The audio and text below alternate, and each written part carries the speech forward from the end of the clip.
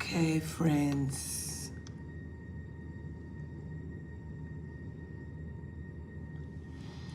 Okay, let's try this again.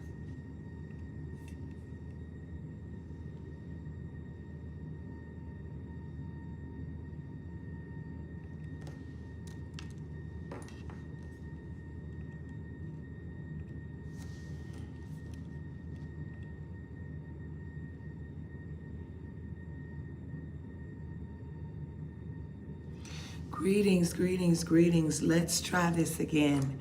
Good morning, good morning, good morning. Good morning, good morning, good morning. Yes, here we go. Good morning, good morning, good morning. Good morning. Good morning. Good morning, good morning, good morning. Listen. The Wi-Fi connection is shaky, so I needed to jump on a different Wi-Fi, and so I apologize. Good morning, good morning, good morning. As you can hear, first I have to take my time in talking. Second, my voice is gonna be low because you can imagine my voice is just about gone. It almost even hurts to talk. And so after today, I am going to be on a quiet sabbatical, Ashe. Good morning, good morning, good morning, good morning. But make sure that your family members are here in the room. I tagged this no ceiling too because for the first one I needed to get off and start again. And also, I apologize for the loud noise that you hear in the background. That is the hotel shower. Derek is in and it is super loud. But good morning, Jumbo. Oh my God, Jumbo. Y'all, I believe that Djembe Monks might be on our live. For those of you who are here, then you know to whom we are speaking. Good morning. Good morning, good morning, good morning. Come on in the room. Come on in the room. Please go ahead and click like and share. Make sure that our people know that we ended the live stream. Excuse me. Well, hold on. Now I got to get it to come up on my page. Look at that.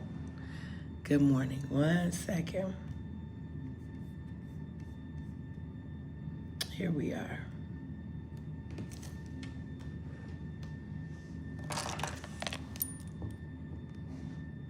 Good morning, Carm. Good morning, Tanya.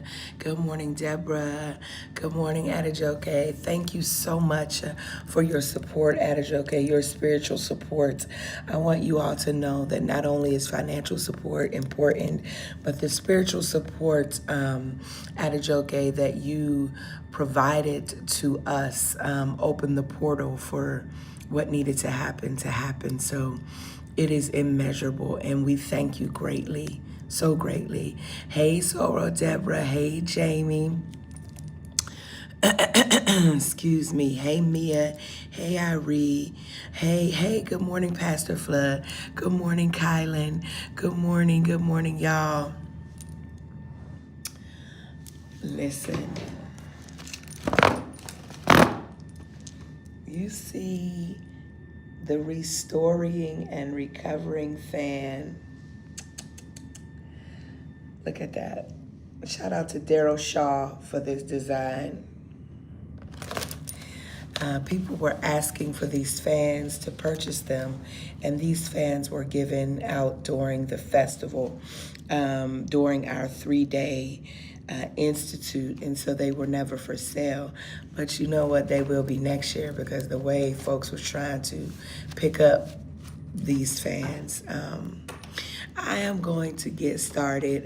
For those of you who have access to our private clearing Facebook page, please check it out. I have put information in there as to where you might be able to meet us for brunch before you take off. And those of you who are here in the area and you're not in our private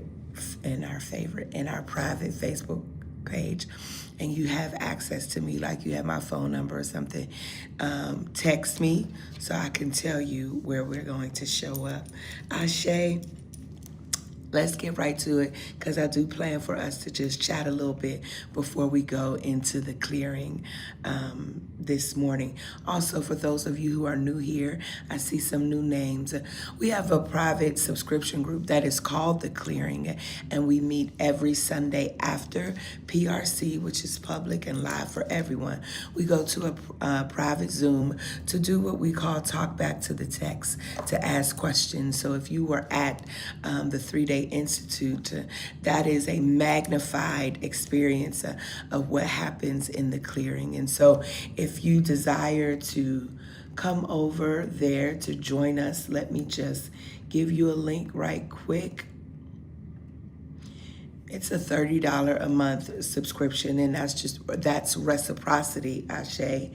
There are so many things that we pay $30 for. So I'm gonna put it here on YouTube. And I'm also gonna put it here on Facebook.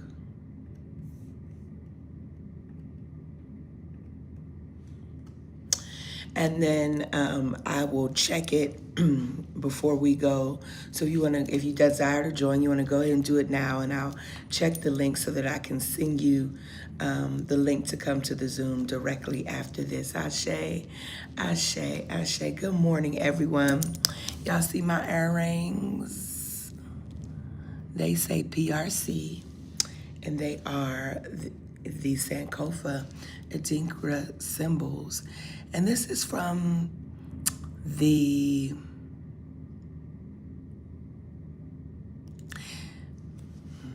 I'm thinking of a name. These are from the CJ collection. These are from the CJ collection. So pre-orders will be coming soon from the CJ collection. You also, oh, I don't have it on. I got on a different shirt. More to come, more to come, more to come. Y'all, I have to, more to come. Shout out to Manny and Slim of Djembe Monks. Listen, they came all the way from Zimbabwe. Oh, I'm gonna not pronounce it right, Manny. Bulawayo. I'm close, Zimbabwe. This was their first time in the United States of America, and we, the One Love Festival, brought them here. You brought them here with your assistance, and so Manny is on right now, one half of the Djembe Monks.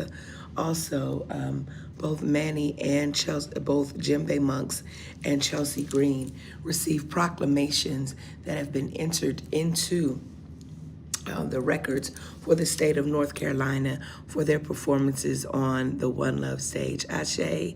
And you know what? I'm going to say this publicly across the public waves here. Yesterday, our state representative, Dr. Amber Baker, announced, it is public because it's public record, announced that the bill, what's the number of the bill, Derek? That she has proposed North Carolina bills, and Chelsea is on here. Oh my God, I can't take it, y'all. Jesus, Jesus, Jesus. I can't take y'all. We love y'all. It's early in the morning, and both of them, okay, that North Carolina Bill 393 has been proposed, that North Carolina State Representative Amber Baker made a budget proposal on behalf of the One Love Festival for $250,000.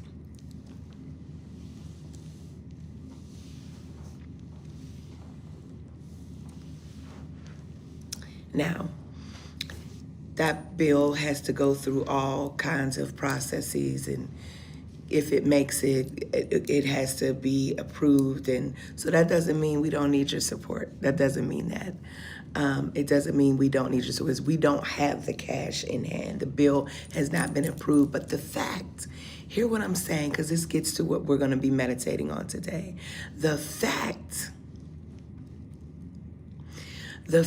that there is a House bill in the North Carolina Records Bill 393 proposing One Love Festival receive $250,000 means that we are now instituted into the history of this state by a request being made on our behalf. You don't hear me though. Yeah. Listen, let's go to this text. Listen, our people are committed, baby. They are up and they are on this live. Hey, Lakeisha. Let's go. Oh my, oh my. Let's get to this text. Now y'all know I had the text open and now all of a sudden it's gone, but let's get to it.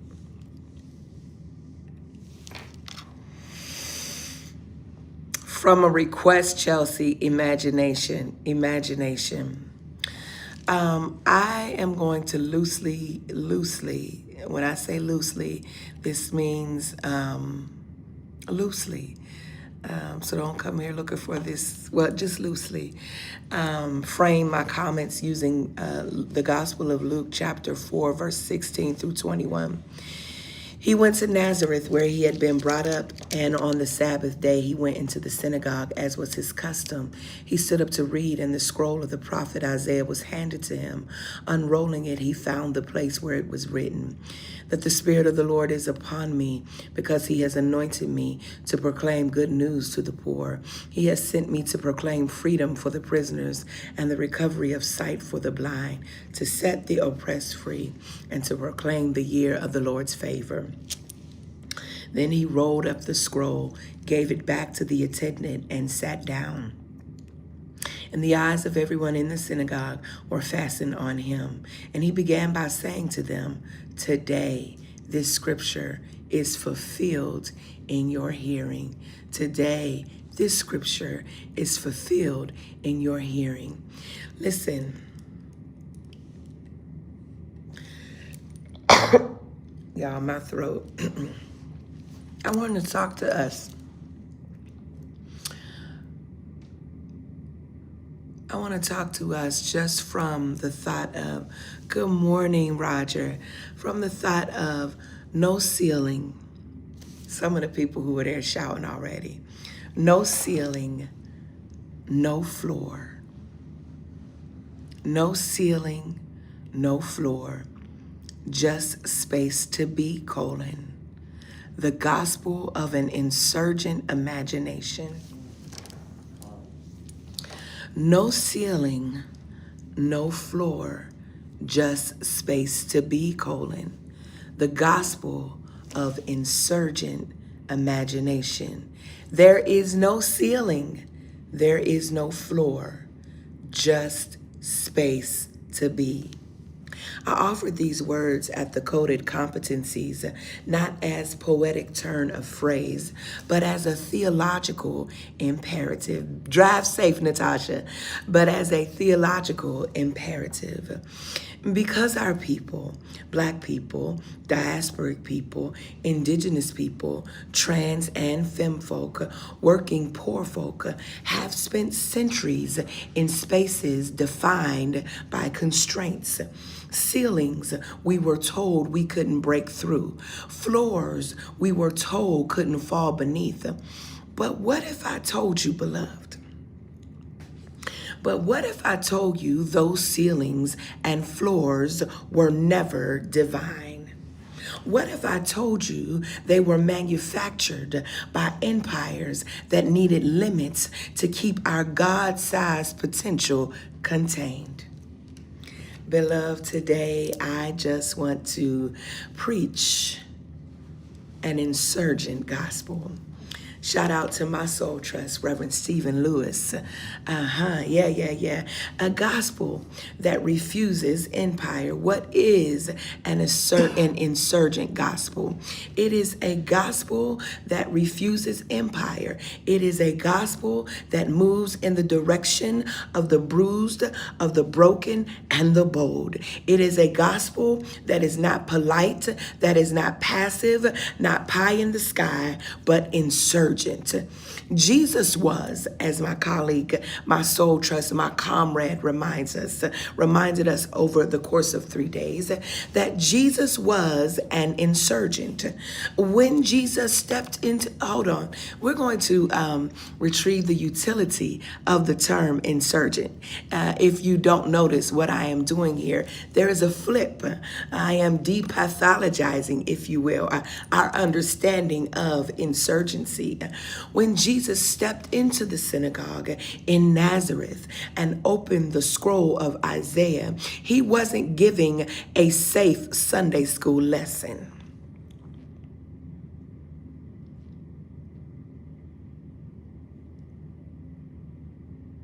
He wasn't just quoting the sacred text that would have been passed down orally and now on papyri in his tradition.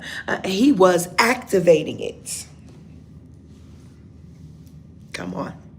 He said, "The Spirit of the Lord is upon me to proclaim release to the captives and to let the oppressed go free." Y'all, that's not charity. That's insurgency. That's divine disruption. Jesus, born to an unwed teen girl in an occupied land, run it back, what you say, Melva? Jesus, born to an unwed teen girl in a what? An occupied land. He lived his life in resistance to every system that tried to render him invisible. He healed on the Sabbath, insurgency. He fed people without a permit, insurgency. He called women to the table. He named them disciples and spoke to bleeding bodies and foreign tongues, insurgency. Jesus didn't come to maintain. He came to upend, to flip the table, and to feed the hungry with its splinters. My God, preach, Melva. Preach, Melva. Insurgent theology is a mandate for the marginalized. And so an insurgent theology is not optional for the marginalized. It is necessary. Necessary. Because traditional theologies have too often sanctified suffering and theologized the status quo. My God. My God. My God. Did y'all hear what I said? Traditional theologies have too often sanctified suffering and theologized the status quo. Can I say this? Because I wanna be on record here. And I keep saying it. I am not anti-church. I'm not. I am not. I don't dislike church at all. As a matter of fact, I have church often. I am in worship a lot. A lot. I might not be in your brick and mortar, but trust, baby, I'm in church. My issue is not church. My issue is mealy-mouthed, toxic theology. My issue is diabolical theologies. Theologies that render the marginalized to the periphery. Theologies that are infinitesimal. Theologies that have no weight to them. Theologies that have bound folks in their bodies that have tethered them to white supremacy and anti-blackness and homophobia. I am not anti-church, baby. I am allergic to mealy-mouthed folk. That's what it is. I am actually allergic to double-minded folk. That's just what it is. That's just what it is. I'm just allergic to it. I am allergic to middle of the road. I can't stand it. I cannot. And guess what? It's my medicine. I can't stand it because it's my medicine. I have an allergy to it. That once I became free, Brother Francis, I could not. You know the text that says, now you free, be not entangled in that bondage of sin again. Toxic theology is sinful. It is a sin against the Most High and against us who were created by the Most High.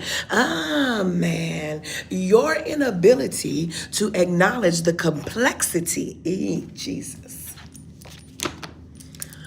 So I just wanted to clear that up for the girls who are confused, okay, about where I am and what I stand for. I just want it to be clear. I don't want, listen, the only time I ever want you to leave your church is when you are not being valued, is when you are being taught everything that goes against what your connection with the Most High has already placed in you. And when other people are not being acknowledged.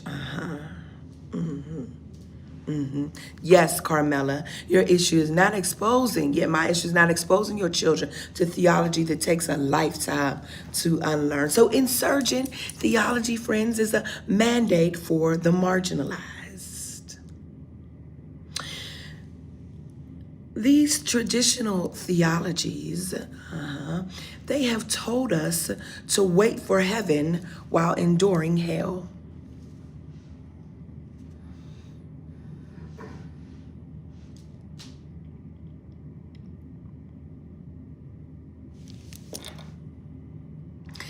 These theologies told you to wait for heaven while you enduring hell. But insurgent theology retrieves what was buried beneath doctrinal debris. It remembers. Good morning, Pastor Wilson Brown. So good to see you. It remembers. It recalls. It restores. I'm going to say it again. An insurgent theology retrieves what was buried beneath doctrinal debris. It remembers, it recalls, and it restores. An insurgent theology asks, what if God didn't call us to obedience, but to interruption? I'm gonna let that sit for a minute.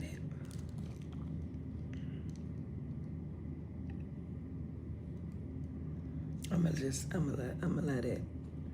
gonna let y'all get into it. I'm gonna let y'all get into it.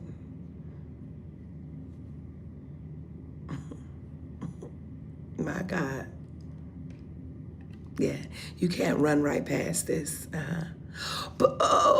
Or an insurgent theology also asks, what if holiness looks more like our kitchen table than our pulpit?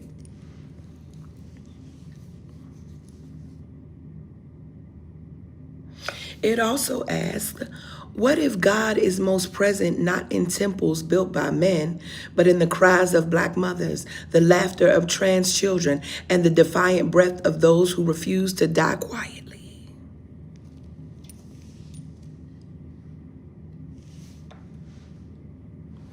So if insurgent theology is a mandate for the marginalized, then imagination is a tool of insurgency. If insurgent theology is a mandate for the marginalized, then imagination is a tool of insurgency. I see you, Dr. Ivory. She on deacon duty today, Digi deacon duty today. Thank you. Y'all send prayers up for our Digi Deacon Natasha, who is making her way on the road, driving back to the Shy. But she's listening, but she's driving. Dr. Ruha Benjamin says this about imagination. Imagination is a contested field of action, not an escape from reality, but a way to reshape it. That's the work. Hear me. Imagination is not the same as dreaming.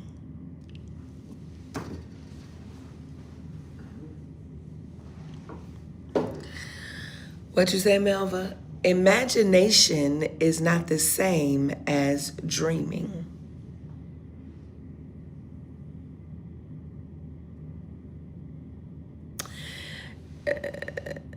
Dreaming is around fantasy life, and fantasies are only temporary reprieve.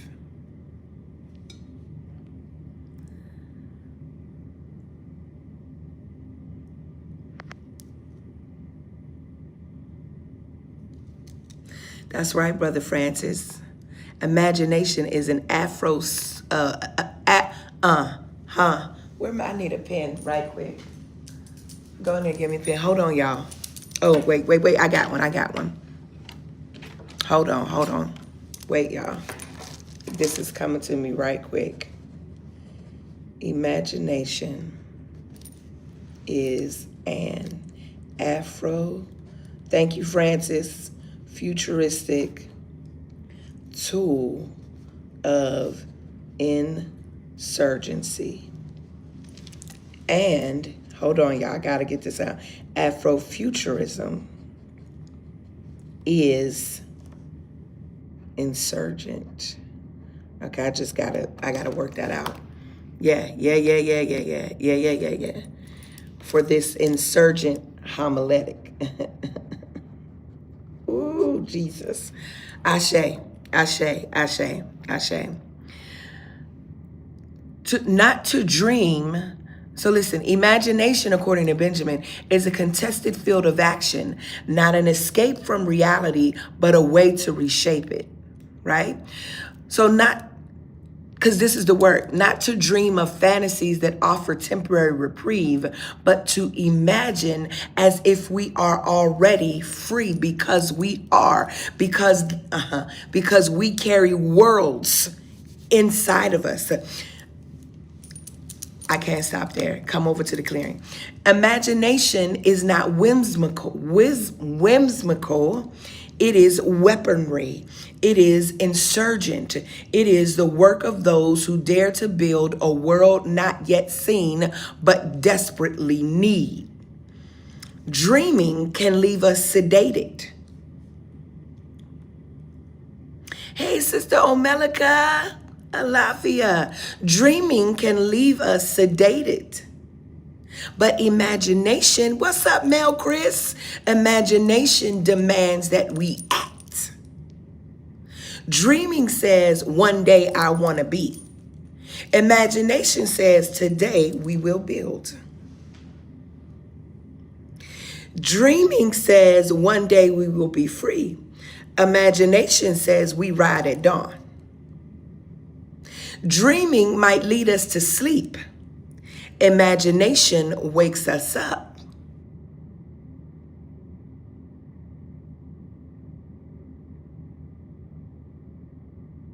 So what happens when we imagine without limits?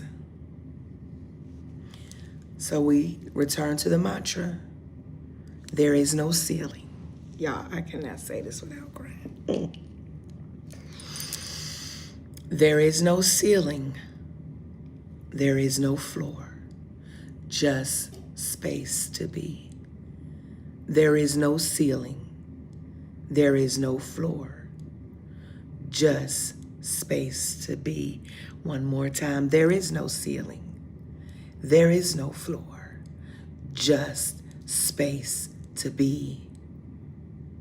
What happens when we imagine without the ceiling of white supremacy?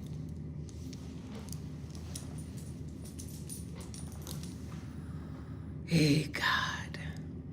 What happens when we imagine without the floor of patriarchy? What happens when we imagine without the four walls of sanctioned church doctrine? What happens when we imagine without having to be thankful for crumbs? What happens when we imagine calling and building our own financial instruments and institutions so that we don't have to beg a Target and we don't have to have these online debates about whether Target has a plan to actually fund and whether we were right or wrong? What happens if we imagined ourselves free enough that there would be no amount of money that Target could give to us because there is no ceiling and there is no floor to rectify their thinking that diversity, equity, and inclusion, that our dollar is not valuable? There is no ceiling. Tarsha, there is no ceiling.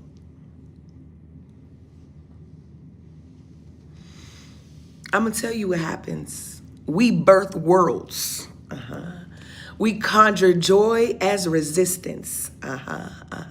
We co-create spaces where womanish girls and weary elders and wandering seekers can breathe. We build platforms where no one has asked. We build platforms where no one has to ask for permission to be brilliant.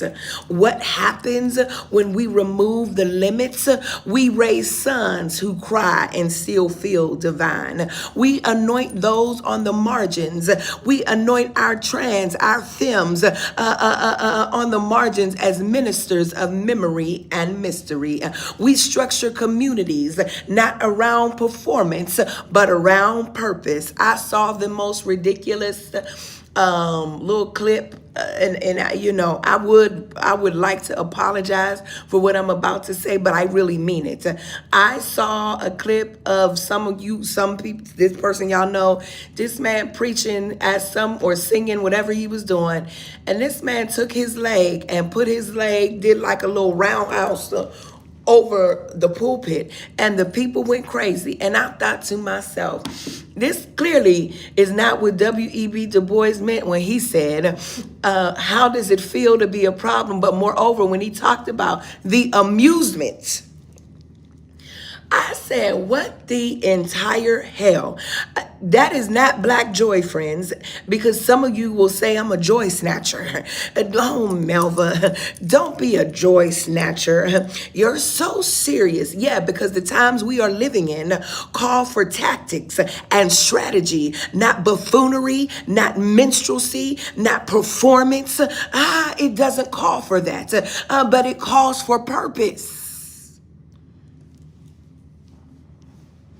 Revolutions aren't performative.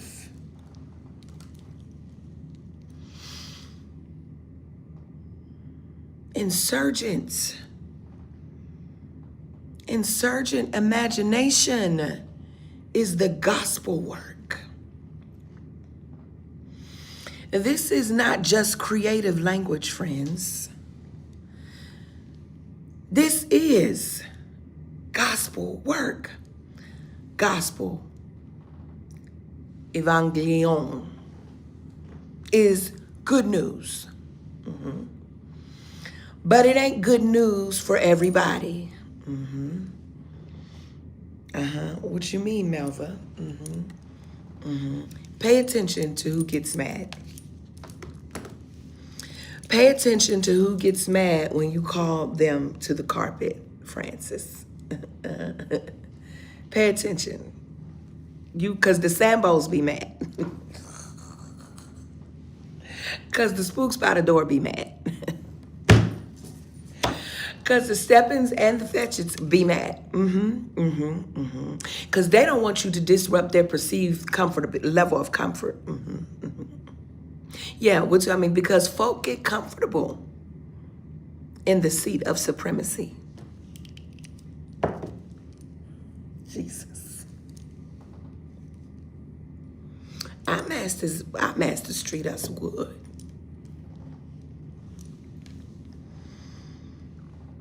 Our masters treat us good. I don't know about you. They let us off on Sundays.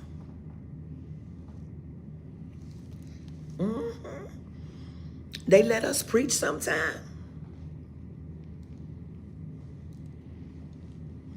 They let a few of us get up there and say something. Our masters treat us real good. Sure do. Because see, it started out, it wasn't none of us. And see, now we at least got this many. They treat us good. I mean, listen, everything is a strategy. Because listen, I'm Master Street. Because what if they was going to do with the, you don't know what they was going to do with the money from the Target. See, because they was going to use it our Master Street. That's real good. Listen. I ain't never leaving this plantation. Why should I leave this plantation? Why? Why? Why? Because every plantation has its issues. Every plantation got its issues. You can't find a perfect plantation. I'm just saying, Byron. There is no perfect. Every plantation, And listen, I'm not going to leave the plantation because y'all want me to leave the plantation. Not when I got status over this plantation because, I'm the head Negro over here at this plantation. I'm the overseer at here and there. And see, on this friend, I don't have the time. Yeah. Yeah. Yeah. Yeah. And I'm not answering any inbox messages, so don't even send them. I said what I said, and I mean what I said. Yeah. Yeah. 100%. 100%. Insurgent imagination is gospel work.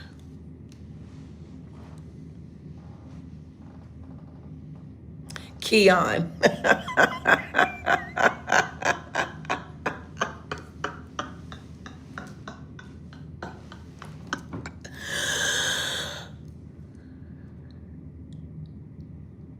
But it is not good news for everybody. It is not good news for the rulers. It is not good news for the occupiers. It is not good news for the ones who profit from our despair.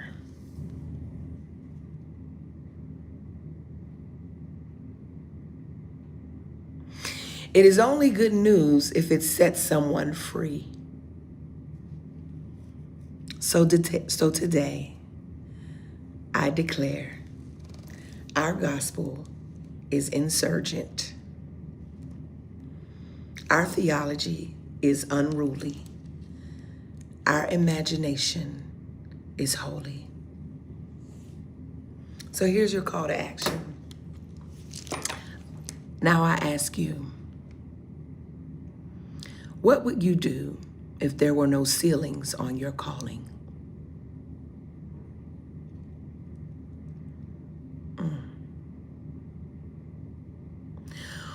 What sacred work would you birth if there were no floors keeping you afraid of the fall?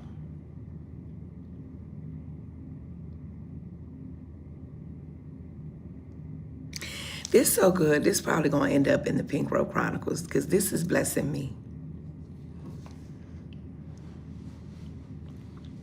What community would you build if the only thing between you and your God-given purpose was space?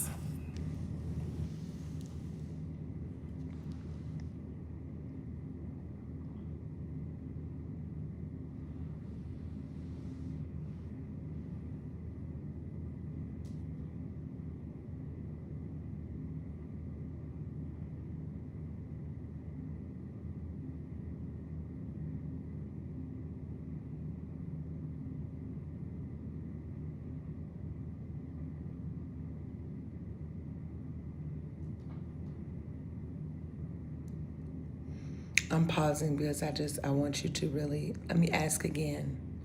What would you do if there were no ceilings on your calling? What sacred work would you birth if there were no floors keeping you afraid of the fall?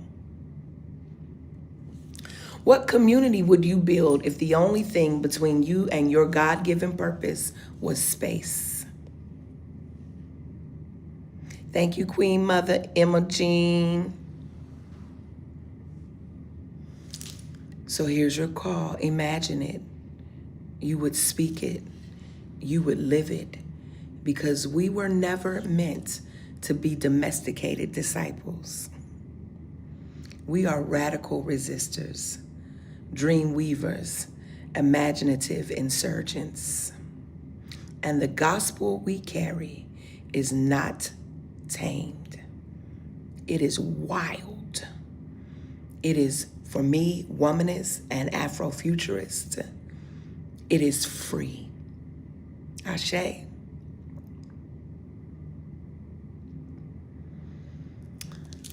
I'm finished, but let me leave you with these 3 or 4 more reflection questions that you might want to write down, and then we're headed over to the clearing. Where have ceilings been placed in your life? Spiritually, politically, or relationally?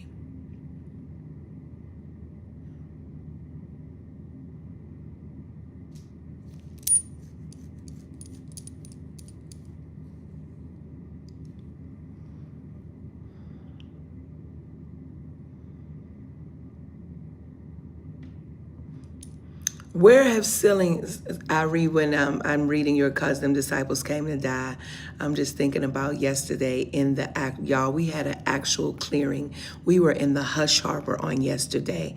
Well, we've been in the Hush Harbor since Thursday, but on yesterday during the day, even before we got to the, I'm gonna say that for the clearing. But let me just say this. It reminded me of Mama Hazel and her sister singing that song, We Came to Die, Ashe. What ceilings have been placed in your life, spiritually, politically, or relationally? What part of your imagination have you been taught to suppress or ignore? How would your faith practice shift if you embraced an insurgent theology?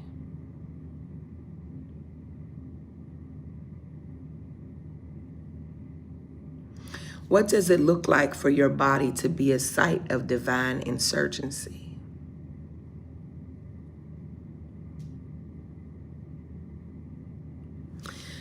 So here's your benediction. And may you know, deep in your bones, that your imagination is not a distraction. It is a divine direction. That Jesus was not a polite savior, but a holy insurgent. That your body, your story, your breath are sacred acts of rebellion, and that there is no ceiling. There is no floor,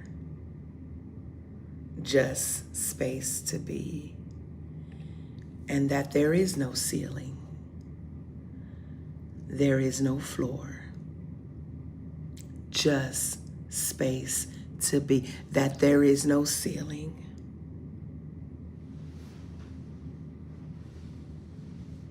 There is no floor, just space to be. Last time. There is no ceiling. Repeat after me.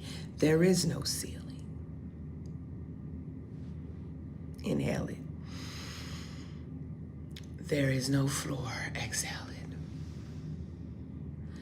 Just space to be. Now go out today and be, y'all. Ashe. Go out and be, y'all. Ashe. Go out and be, y'all. Ashe. I have placed the subscription link in both chats again, should you desire to want to become a part of our insurgent community in the clearing. We're about to head over to this private Zoom and talk back to this text. Either shoot me an inbox to let me know that you have joined so I can send you the link, or you can just email me at drmelvasampson@gmail.com and let me know that you subscribed so that I can, and then I'll double check it and make sure that all things are well, and I will send you the link to come on over to the Zoom.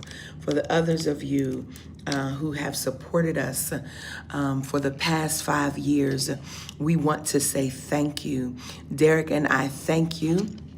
Thank you to Wake Forest University School of Divinity's Faith Compass Center, to the School of Divinity itself, to the staff at the Compass Center, to Dean Corey D.B. Walker, to the Department of African American Studies at Wake Forest University School of Divinity, to the City of Winston-Salem, to the Mayor's Office in Winston-Salem, to Action for Equity, I shouldn't have started doing this, to Twin Cities Foundation, to Hilliard Logics, to Gammon Theological Seminary, to McCormick Theological Seminary, to Claire and Randall Tuttle, to Kenneth and Millicent Ford, and if there is any entity that I have forgotten, who?